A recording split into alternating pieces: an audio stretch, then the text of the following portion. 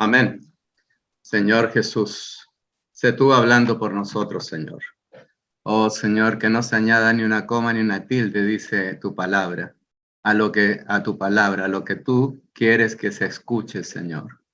Háblanos, Señor, porque nos disponemos, como María, Señor, atentos a tu hablar. Habla por mis labios, habla por los labios de los hermanos. Señor, habla. Necesitamos escuchar tu hablar. Amén.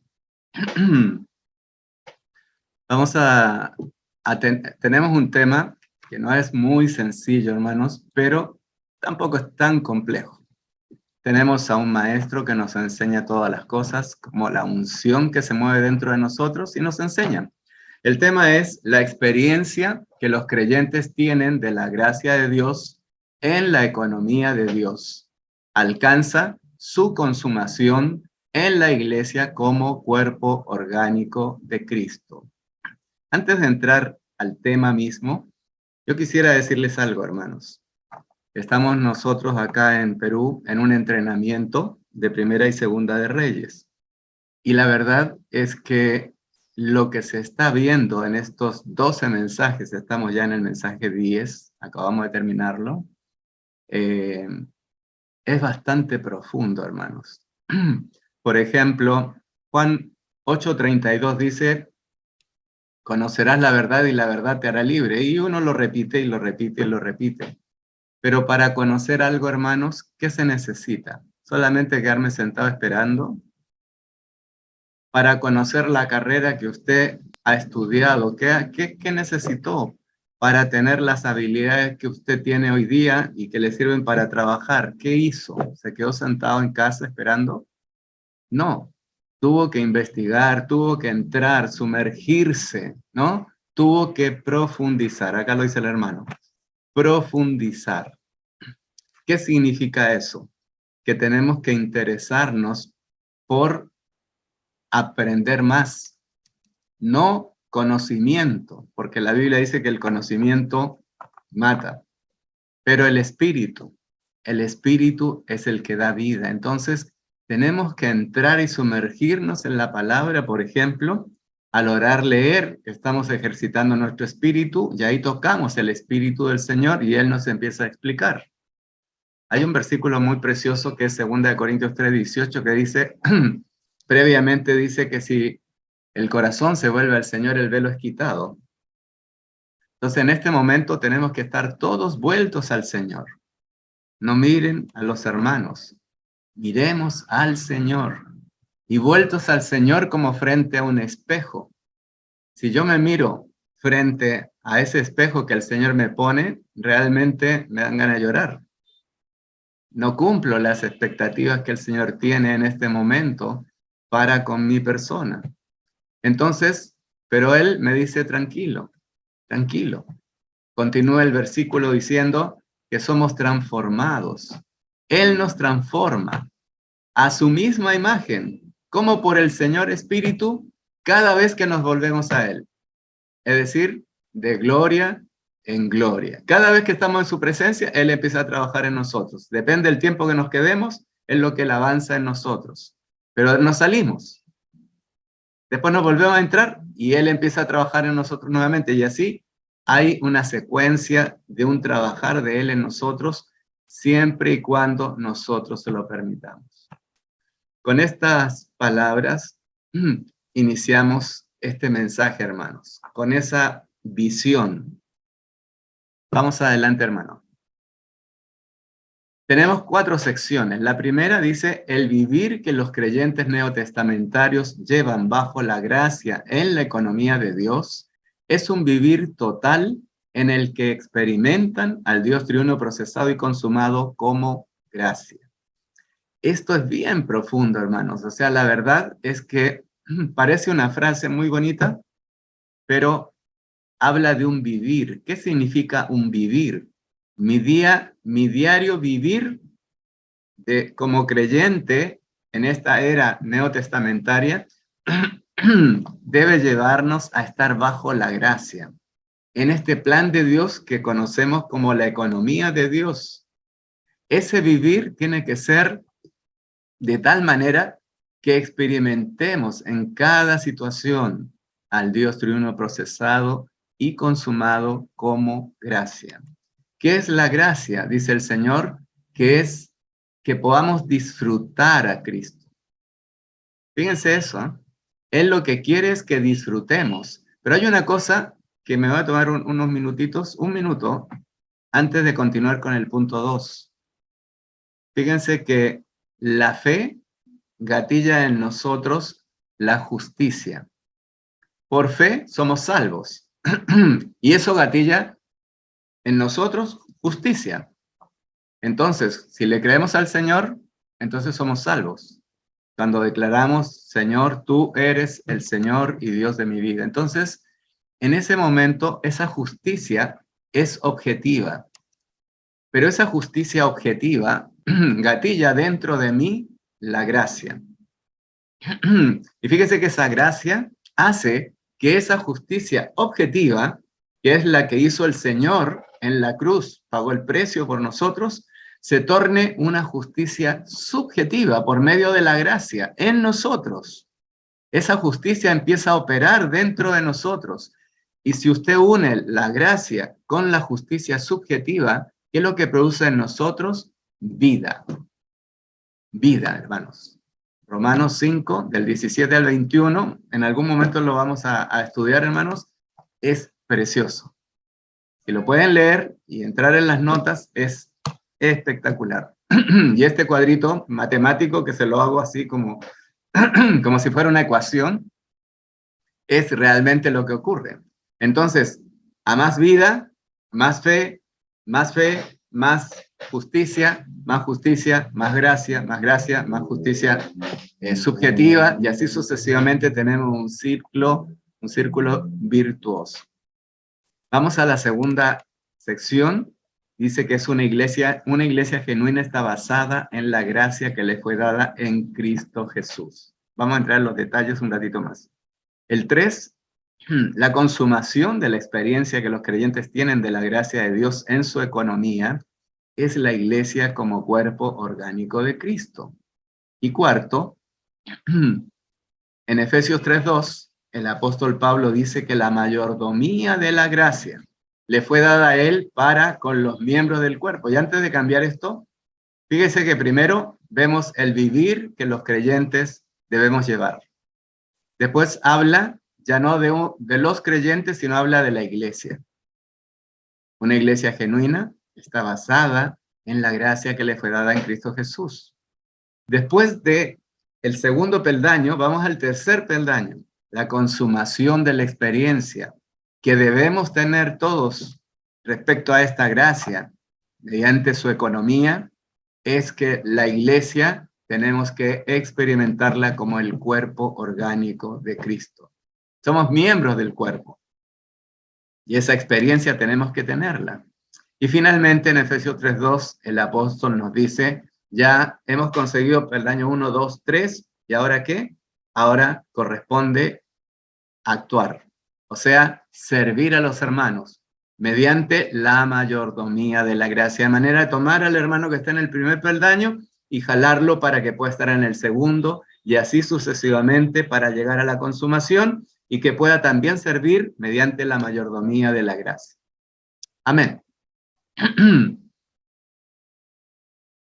El punto 1 decía, el vivir que los creyentes neotestamentarios llevan bajo la gracia en la economía de Dios es un vivir total en el que experimentan al Dios triuno procesado y consumado como gracia.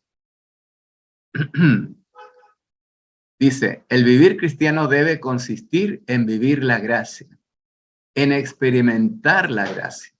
Nuestra vida cristiana es esencialmente una vida en la que tenemos a Dios como nuestra gracia. Cuando reciban esto en el WhatsApp, hermanos, yo les pido que revisen los versículos. No tenemos el tiempo para poder hacerlo.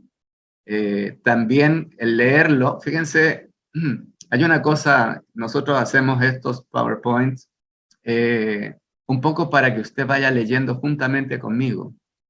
Tal vez yo ponga un poquito más respecto a la lectura, pero, hermanos, es importante lo que entra por la vista, lo que escuchamos.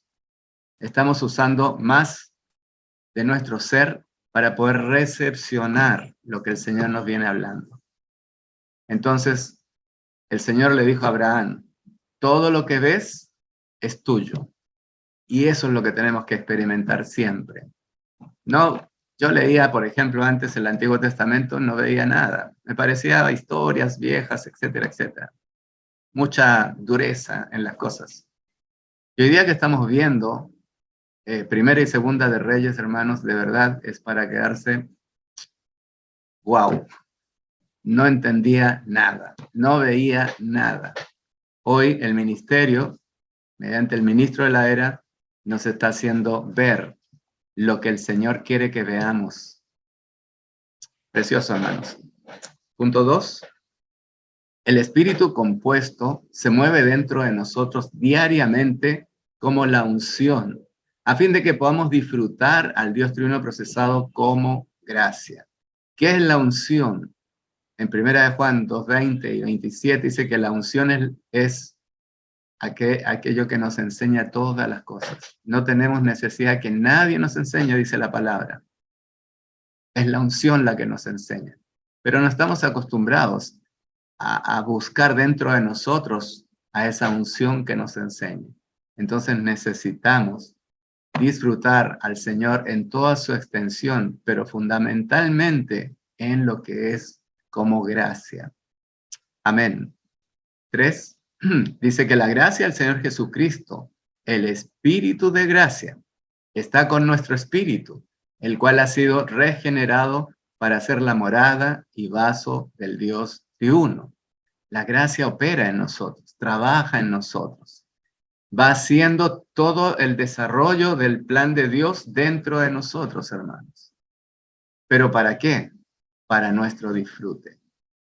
Amén. El cuarto punto dice que debido a que somos santos, la gracia del Señor debe ser con cada uno de nosotros en todos los aspectos de nuestra vida diaria. Vean Filipenses 4:23, es precioso. Vamos al segundo punto.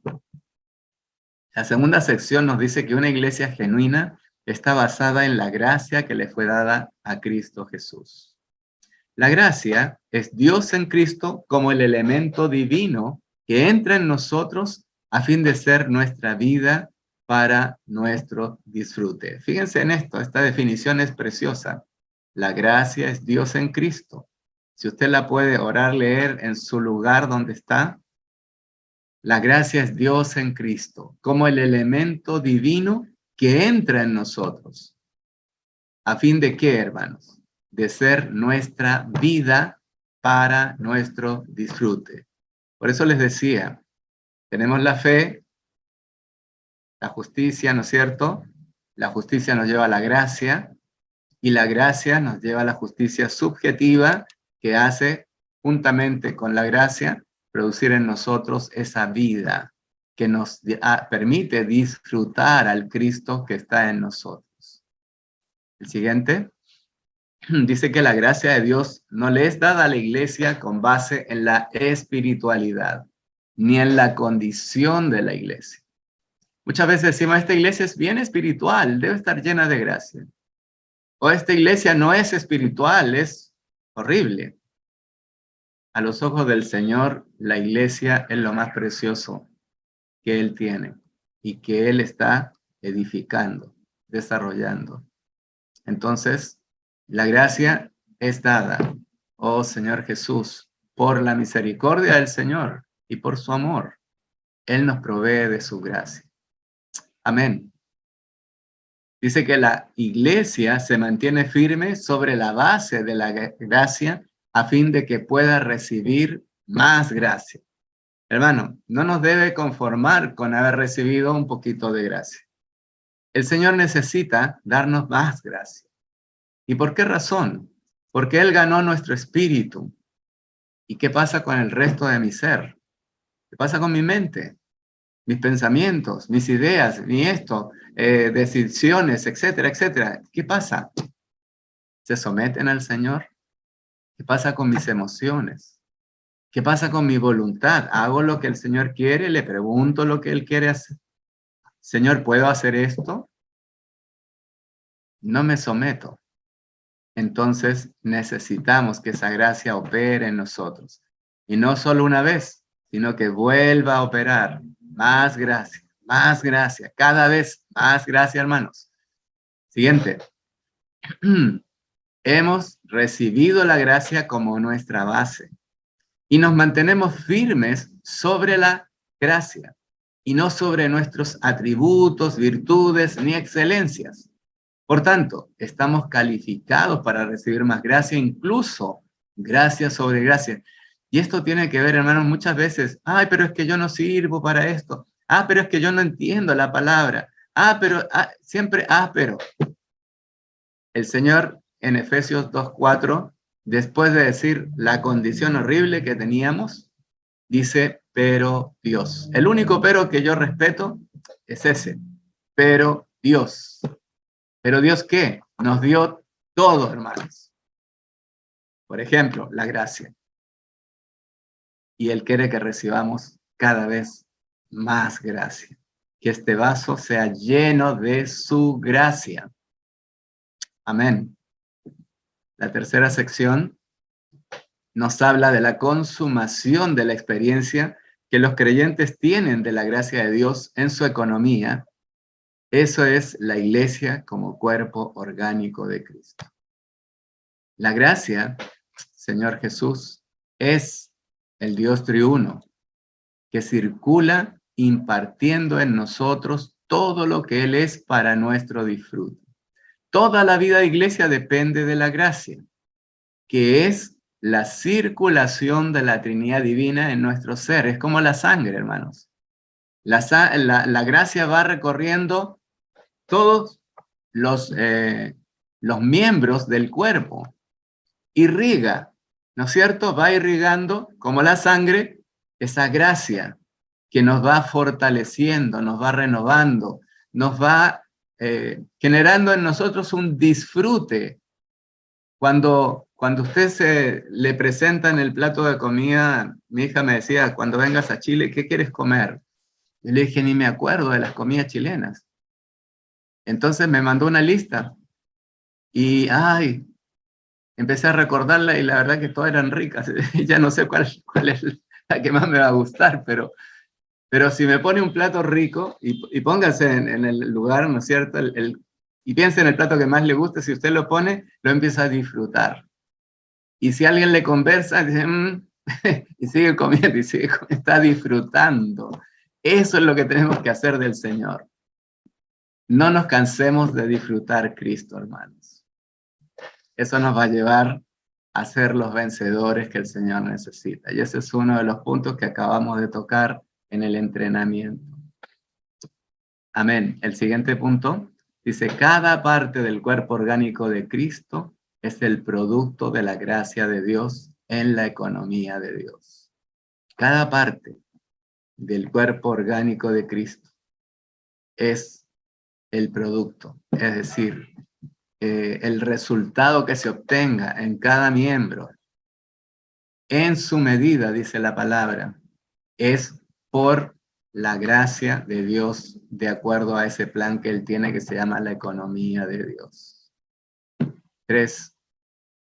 En el cuerpo tenemos dones que difieren según la gracia que nos es dada y que son un resultado de la experiencia que tenemos de la gracia de Cristo. Fíjense, yo no sé si les compartí en algún momento, si tenemos una fuente eléctrica que genera energía, ¿no es cierto? Esa es la fuente de la energía.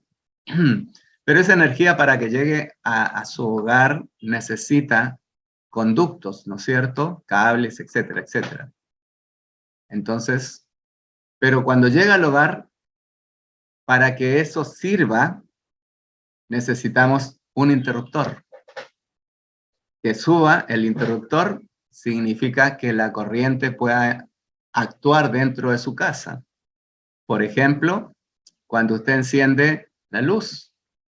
Entonces, ahí tiene un don, un hermano don, que es el que produce la luz.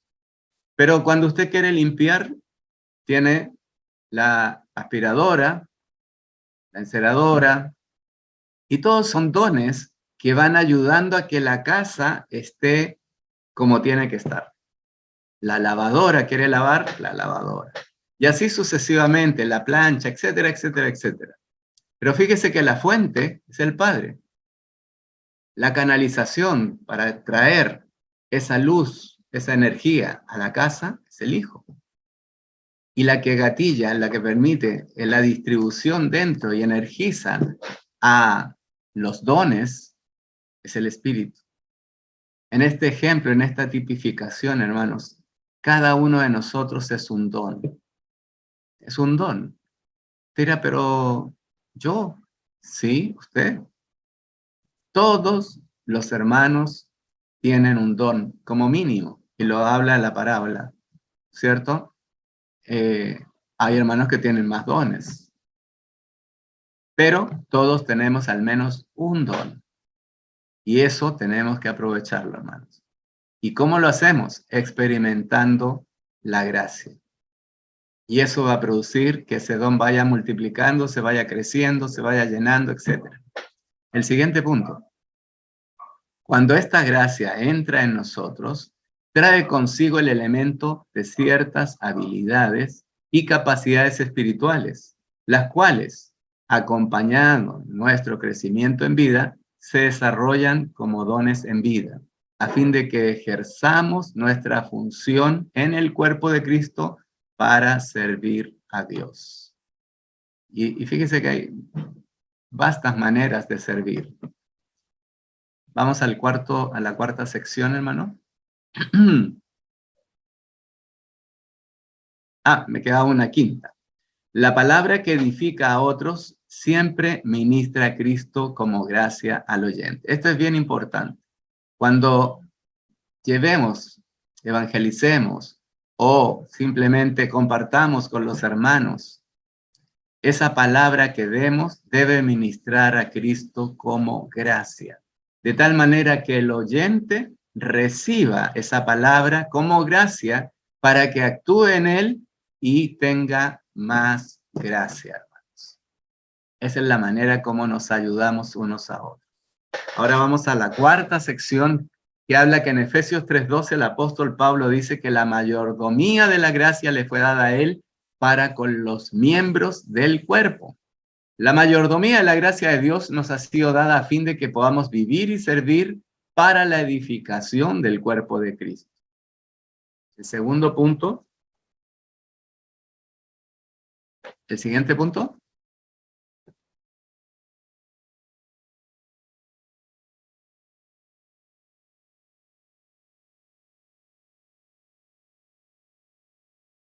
Señor Jesús. Ok, dice que la mayordomía de la gracia tiene por finalidad impartir la gracia de Dios a su pueblo escogido para producir y edificar la iglesia como cuerpo. ¿Qué es la mayordomía de la gracia? Toda esa gracia que está en nosotros, que ha engendrado, por decirlo de alguna palabra, que para que me lo traten de entender, un don en nosotros, tiene por finalidad impartir esa gracia a, como lo decíamos, ¿no es cierto? Yo recibo esa gracia, produce en mí un don, yo doy la palabra con gracia y esa gracia llega a la persona que me escucha. De esa manera se va produciendo y edificando la iglesia como cuerpo de Cristo. El siguiente punto dice que el ministerio de Pablo consistía en impartir las riquezas de Cristo como gracia a los creyentes para que las disfrutaran. El apóstol dice en la palabra que él era el más pequeño de todos los apóstoles. Él nunca se creyó. Yo veo a los hermanos del ministerio cuando uno tiene que actuar como moderador, por ejemplo, ellos no quieren que digan el nombre de la persona que va a dar el mensaje.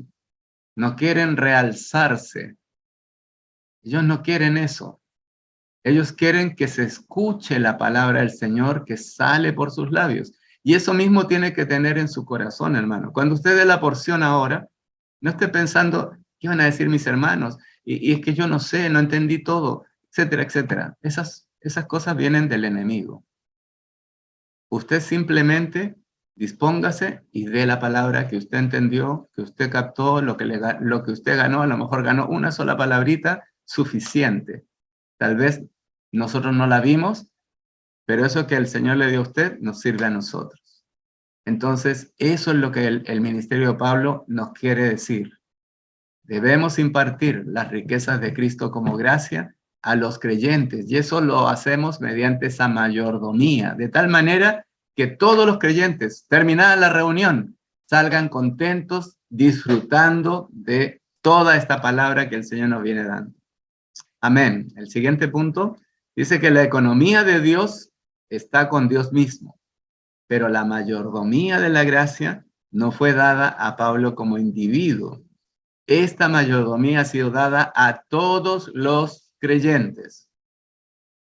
Si usted, cuando lo tenga, lo imprime, puede subrayar a todos. Hermanos, no a algunos, no a los que tienen mejor hablar, no, a todos. Y eso significa, si creemos, lo tenemos. Es decir, si yo creo que la gracia hace lo que me está diciendo el Señor que hace, entonces debo tomar la gracia y ejercitarme de tal manera que pueda ser un mayordomo en su momento y servirle a Él, dando de esa gracia a mis hermanos. Finalmente, creo que con eso terminamos. El quinto punto dice que la mayordomía de la gracia es universal. Con respecto al cuerpo de Cristo, todos los santos tienen la mayordomía de la gracia según la economía de Dios. O sea, esto no es para alguien en especial, no es para los hermanos del ministerio solamente, esto es incluso para el nuevecito. Hay hermanos que entran a esta compenetración 11 años, y usted lo escuchara cuando él habla como un niño de 11 años. Pero lo que él gana, lo que él comparte, es muy agradable, hermano, es muy rico, es muy disfrutable. Entonces, lo que quiere el Señor es que nos ayudemos unos a otros, como actúan los miembros en el cuerpo. Ninguno dice, pero yo soy el que... Nada que ver. Cada miembro, en su medida, hace la función para la cual fue diseñado. Y eso es ver la gracia en nosotros, ¿no es cierto?, para proveerle de gracia a mi compañero que está a mi costado, a mi lado, al frente, atrás, donde sea. Bueno, mis hermanos, espero que podamos disfrutar de esto en profundidad y que el Señor nos siga hablando acerca de la gracia como algo disfrutable, hecho y dispuesto por Él. Él mismo se ha dispuesto como esa gracia para hacer que nosotros podamos disfrutarlo a Él.